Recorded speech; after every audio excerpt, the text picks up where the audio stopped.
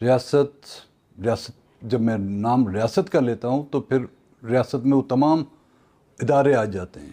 اس میں آپ کی پارلیمنٹ بھی آ جاتی ہے, اس میں آپ کی پولیٹیکل پارٹیاں بھی آ جاتی ہیں, اس کی سیاسی قیادت بھی آ جاتی ہے, اور اس میں آپ کی عدلیہ بھی شامل ہے, اور اس میں آپ کا میڈیا بھی شامل ہے. ان تمام کی نظر اندازی اور اس پر بلوچستان میں ہونے والے مظالم نے مجبور کیا, اور معاملات میں مداخلت, پولیٹیکل جو ہے وہ انٹرفیرنس, پولیٹیکل مینپولیشن جو ہو رہی ہے بلوچستان میں, پاکستان میں تو اب شروع ہوئی ہے جی. یہ 2 الیکشن میں ہم نے سنا تھا, لیکن بلوچستان میں تو روز اول سے ہوتی آ رہی ہے.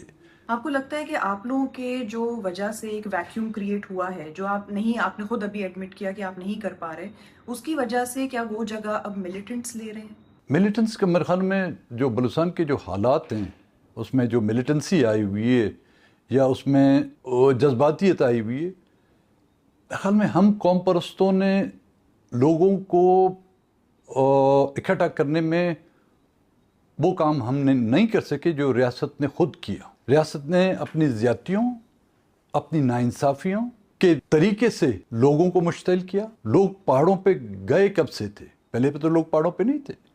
یہاں پر 3 انسرجنسیاں جی ہوئی ہیں. ایک ایوب خان کے دور میں عام معافی کا اعلان کیا گیا, لوگ آئے, انہوں نے مین ایکسٹریم پولیٹکس میں, وہ جو لوگ پہاڑوں پہ تھے انہوں نے مین ایکسٹریم پولیٹکس میں حصہ لے کر 1970 کے الیکشن میں انہوں نے کامیابی حاصل کی, اور جس کی بدولت آپ کی پہلی بلوچستان کی حکومت تشکیل دی گئی.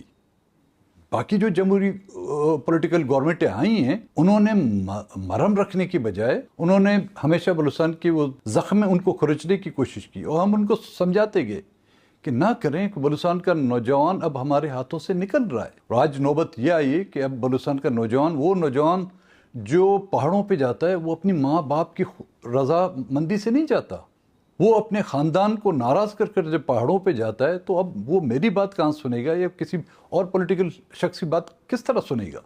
وہ تو جان ہتھیلی پہ رکھ کے وہاں پہ گیا ہے.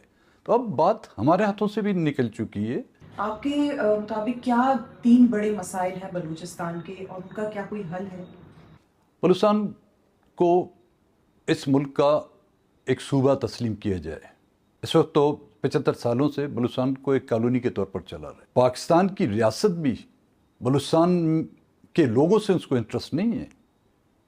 ان کو بلوچستان کے وسائل, چاہے اس میں سوئی گیس ہو, چاہے اس میں ریکوڈیک ہو, چاہے اس میں سیندک ہو, یا بلوچستان کا سائل جس کی بنیاد بنا کر انہیں سی پیک لائے, اور اس سی پیک سے بلوچستان کو کیا فائدہ ہوا, تو بلوچستان کو کالونی نہیں سمجھا جاتا.